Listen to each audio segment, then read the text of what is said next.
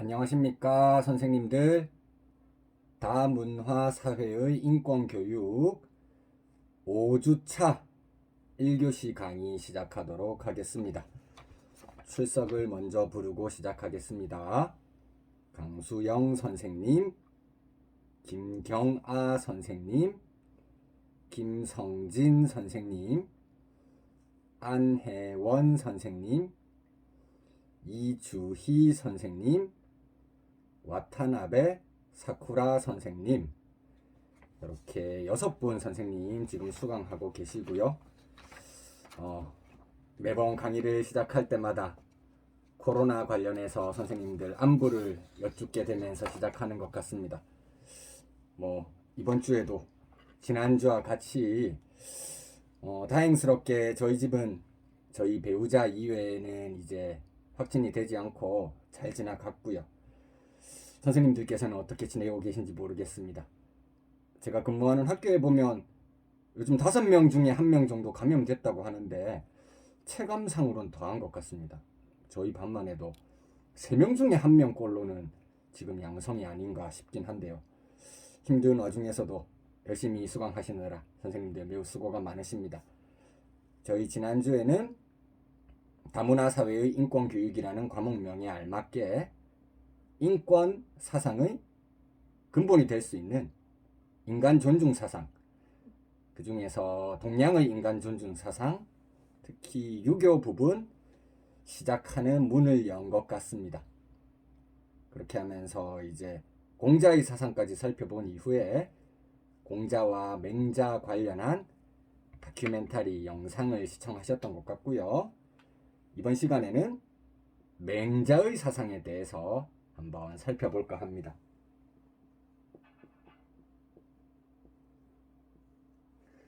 공자한테 직접적으로 수학한 것은 아니지만 그의 사상의 적통을 잇고 있는 그러한 유학 사상가로 평가되고 있는 사람이죠.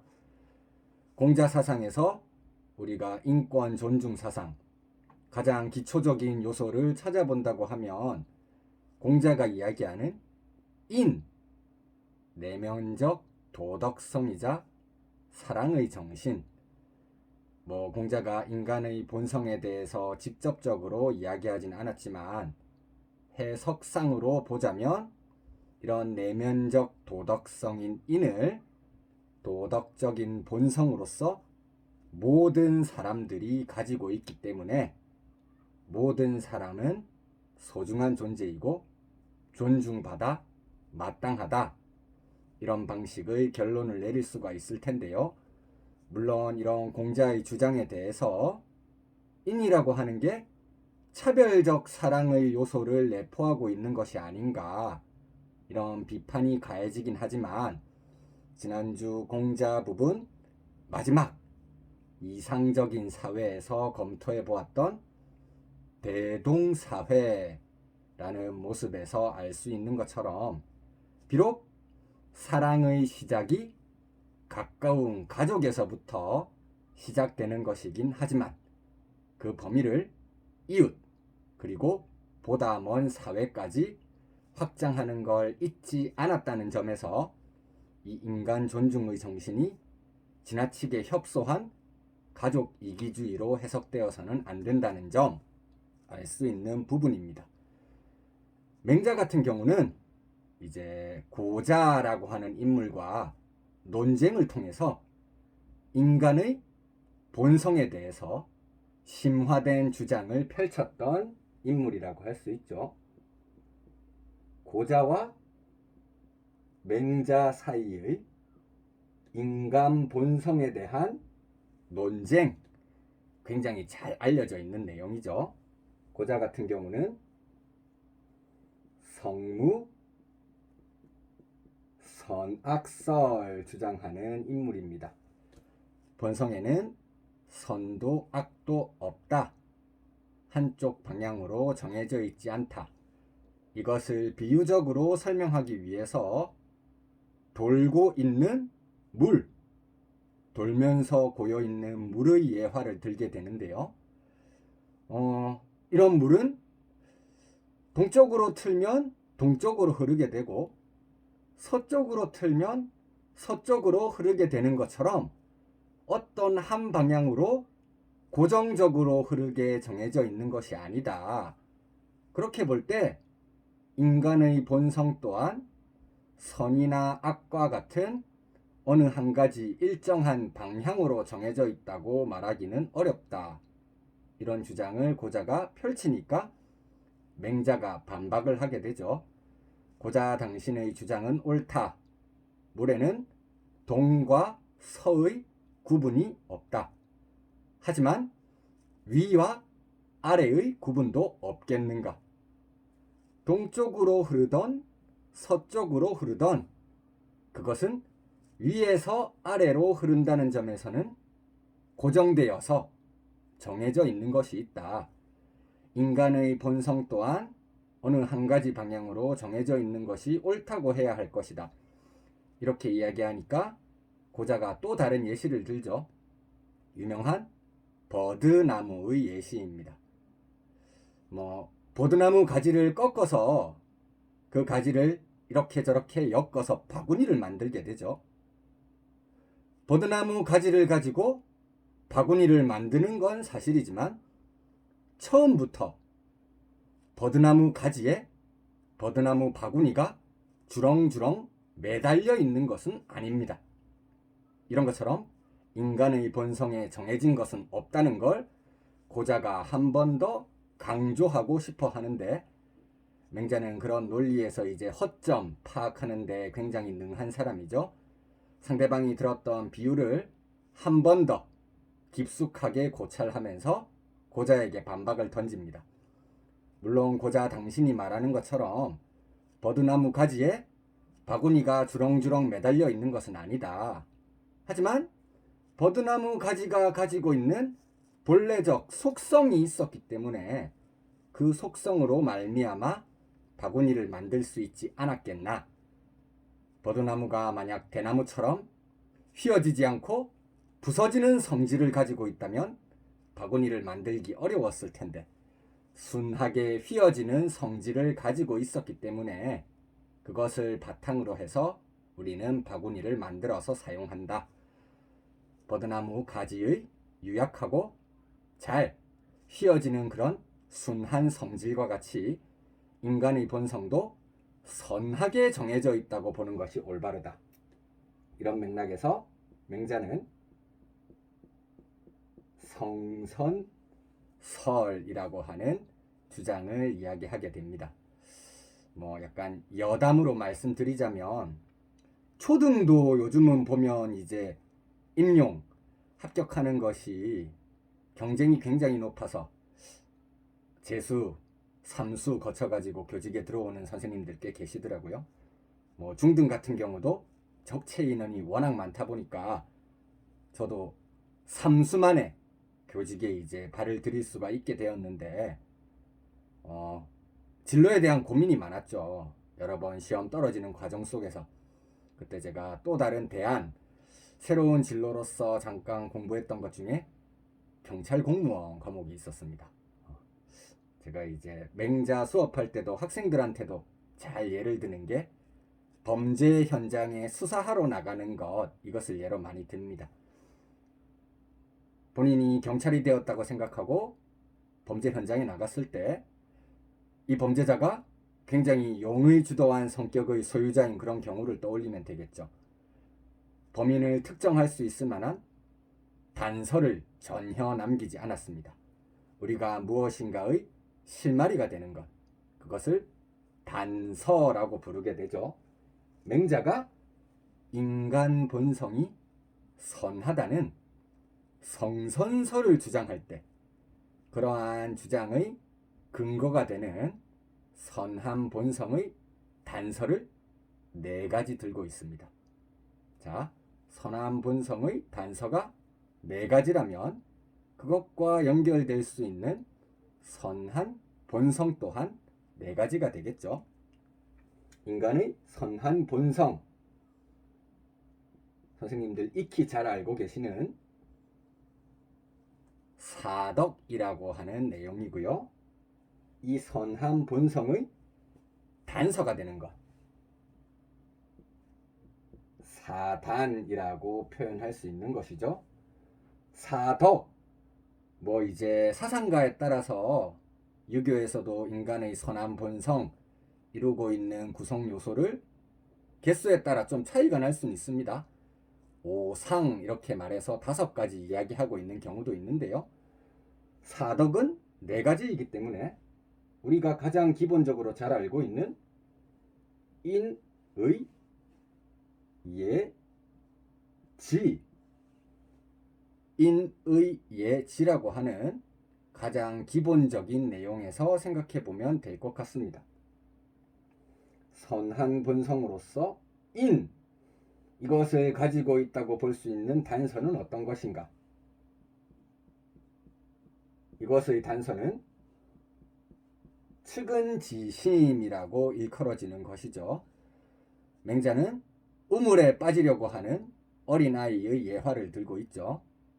누구나 우물에 빠지려고 하는 어린아이를 보는 순간 그 아이와 모르는 사람이라고 하더라도 그 아이가 위험에 닥쳐서 불쌍히 여기고 측은하게 여기는 마음에 그 아이를 구해주게 될 것이다.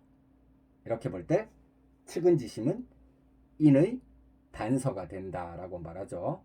이때 어린아이를 구해주는 것은 구해준 이후에 그 아이의 부모로부터 어떤 보답을 받거나 그것에 대한 기대 전혀 없이 순수하게 마음속에서 솟아나는 불쌍해하는 마음, 측은지심의 산물이라고 이야기하게 되는 것입니다. 의와 관련될 수 있는 단서, 우리가 수, 오, 지, 심이라고 표현하는 것이죠. 한자 수는 부끄러워한다는 의미가 됩니다. 오는 미워한다는 의미입니다. 2가지의 내용을 담고 있는 것이라고 할 수 있습니다. 남이 보지 않는 곳이라고 할지라도 사람이 잘못을 저질렀을 때 그 잘못에 대해서 스스로 부끄러워하는 마음이 생기게 되죠. 그게 수에 해당하는 것입니다. 내가 잘못을 저질렀을 때 다른 사람, 본 사람이 없다고 하더라도 스스로 부끄러워하는 마음, 그것이 수에 해당하고요. 다른 사람도 잘못을 저지르는 경우가 있죠. 잘못을 저지른 그 행위에 대해서 미워하는 마음, 분노하는 마음, 이런 걸로 표현될 수 있겠죠. 내 잘못을 부끄러워하고 남의 잘못을 미워하는 마음, 이것이 의의 단서가 되는 겁니다. 의는 보통 사회 정의와 같은 것으로 이해되는 개념인데요. 우리가 유교에 대해서 차별적 사랑이다 라고 이야기할 때 강조점이 여기에 놓이는 것이 적절할 것 같습니다. 내 가족을 더 사랑하는 가족 이기주의, 지나치게 이런 방식으로 이야기보다는 도덕적인 행동에 대해서 더 사랑하고 좋아하는 마음을 가지고 비도덕적인 행동은 덜 사랑하고 더 나아가 미워하면서 그것을 해서는 안 된다는 마음가짐을 가지는 것, 그것이 의의 단서가 되는 것이겠죠. 예라고 하는 건 공자 사고방식에서는 외면적인 행위의 규범, 그것을 예라고 표현할 수 있는 것인데, 맹자는 기본적으로 인의 예지 사덕이 선한 도덕적 본성이라고 보기 때문에 공자가 예를 외면적인 것으로만 이해했던 것과는 조금 다르게, 물론 공자처럼 예가 가지고 있는 외면적 행위 규범의 성격을 인정하면서도 내면적 도덕성의 성격 또한 가지고 있다고 보았습니다. 너무 지나치게 차가운 상하 관계 이런 것을 떠나서 장유, 유서, 아랫사람은 윗사람을 공경하는 것, 윗사람과 아랫사람 사이에 순서가 있다는 것, 이것이 유교의 사고방식이죠. 그런 맥락에서 조금 더 좋은 일이라든지 이런 것이 있을 때 다른 사람들한테 양보할 수 있는 마음, 이것이 예라고 하는 선한 본성의 발로라고 보는 게 맹자의 입장이 되겠죠. 양보하는 마음, 우리는 사양지심이라고 표현하는 것이죠. 마지막 지는 익히 잘 알고 계신 것처럼 도덕적 지식을 의미합니다. 맹자는 성선설 주장하면서 양지, 선량한 지식이라고 하는 것이 인간에게 선천적으로 내재해 있다고 주장하는데요. 그래서 그 전에 배우지 않았다고 하더라도 본능적으로 선한 것과 악한 것, 옳은 것과 그른 것을 구분할 줄 아는 마음이 있다고 주장하고 있습니다. 그것이 지의 단서죠. 옳음과 그름, 시비를 구분할 수 있는 마음이라는 것이죠. 지와 관련되는 선한 본성의 단서는 시비, 지심이 되겠습니다. 옳음과 그름을 구분할 수 있는 마음입니다. 사덕이라고 하는 게 인간의 선한 본성이고, 인의 예지 사덕이 선한 본성으로 존재한다는 걸 알려줄 수 있는 단서가 측은, 수호, 사양, 시비의 사단인 것입니다. 그런 측면에서 보자면 사덕은 사단의 존재의 근거가 되고, 사단은 사덕의 인식의 근거가 되는 것이다. 이렇게 서로 연결되는 설명 또한 가능할 것 같습니다. 선한 본성이로서 인이 존재하고 있었기 때문에 어려운 처지의 사람을 보면 측은지심이 샘솟을 수 있는 거고요. 어려운 처지에 있는 사람 보았을 때 측은지심이 샘솟는 것으로 보아 우리 본성에 인이라고 하는 도덕성이 있다는 사실을 인식할 수 있게 되는 것이죠. 이렇게 서로 통할 수 있는 구조라고 이해해 두시면 좋을 것 같습니다. 자, 그러면 지난주에 제가 이 클래스 자료실에 탑재해 드렸던 유교와 인간 존중 사상, 맹자의 사상 텍스트 내용을 함께 보면서 다시 점검을 해보도록 하겠습니다. 3. 맹자의 사상 부분인데요. 성선설, 인간은 누구나 선천적으로 네 가지 선한 마음, 즉 사단을 지니고 있다. 이 사단은 선한 본성인 사덕이 있다는 걸 인식하게 해주는 근거가 되는 것입니다. 그리고 인간은 누구나 날 때부터 양지와 양능을 지니고 있다. 우리가 십이지심 관련해서 지에서 이야기했던 것처럼 인간의 마음이 가지고 있는 선량한 지식, 사실 초등 저학년, 조금 더 내려가면 유치원 다니고 있는 어린 학습자들 대상으로 기초적인 선과 악을 구분하는 문제 상황에 대해서 이야기해주면 거의 열이면 열, 어떤 행동이 도덕적인 것인지 어떤 행동이 비도덕적인 것인지 대부분 다 수월하게 구분을 해냅니다. 그런 측면에서 보았을 때 잘 알 수 있는 지식, 양지가 있다는 건 우리가 충분히 설명할 수 있는 내용이고요. 이것을 바탕으로 해서 어려운 처지에 있는 친구들, 도와주는 선량한 행동, 어린 학습자들도 하는 것을 어렵지 않게 볼 수가 있죠. 양능이라고 하는 건 도덕적 실천의 능력이라고 이해하시면 되겠습니다. 양지, 도덕적 지식, 도덕적 지혜를 바탕으로 해서 양능, 도덕적 실천 능력, 이것까지 선천적으로 가지고 있다는 것입니다.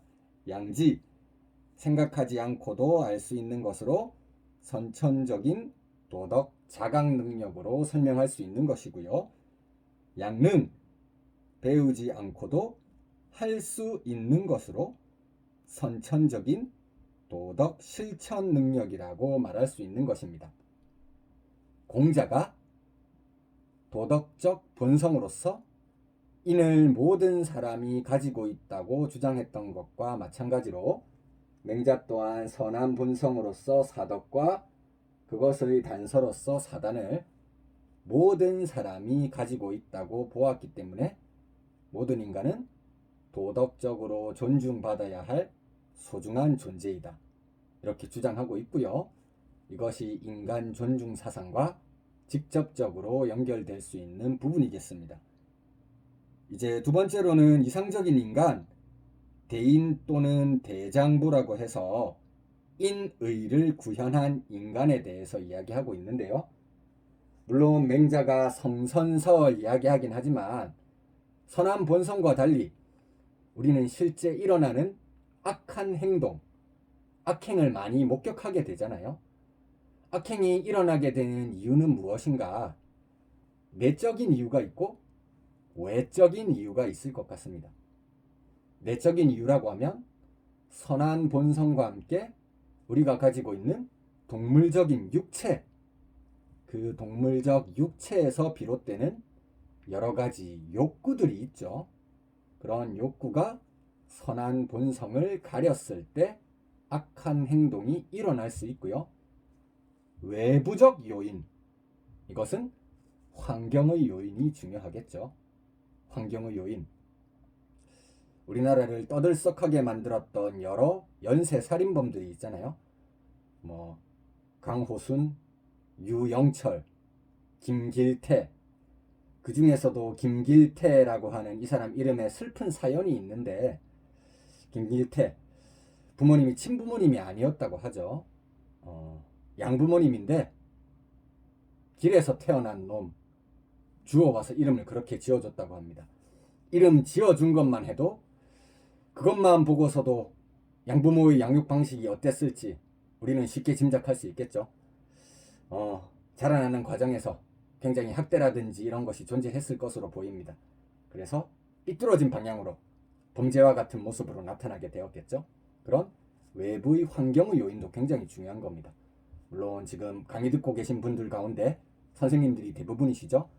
우리가 펼치는 교육과 같은 것도 이 환경에 들어가는 것이기 때문에 학습자들에게 미치는 영향 막대하다는 걸 잊지 않아야 되는 부분이겠죠. 그렇기 때문에 악행이 발생하는 걸 막고 이런 이상적인 인간으로 나아가기 위해선 집의를 통해서 호연지기를 갖추어야 한다라고 말하는데요. 집의를 통해 호연지기를 갖춘다. 수련회나 수학여행 가면 교장 선생님들께서 앞에서 훈화 말씀하실 때 이번 수련회를 계기로 호연지기를 기르기 바랍니다 말씀 많이 하시잖아요. 맹자에서 나온 말이죠. 지극히 크고 올곧은 도덕적 기계를 말하는 것인데요. 수련회 한번 간다고 해가지고 호연지기 기르기는 조금 어렵겠죠.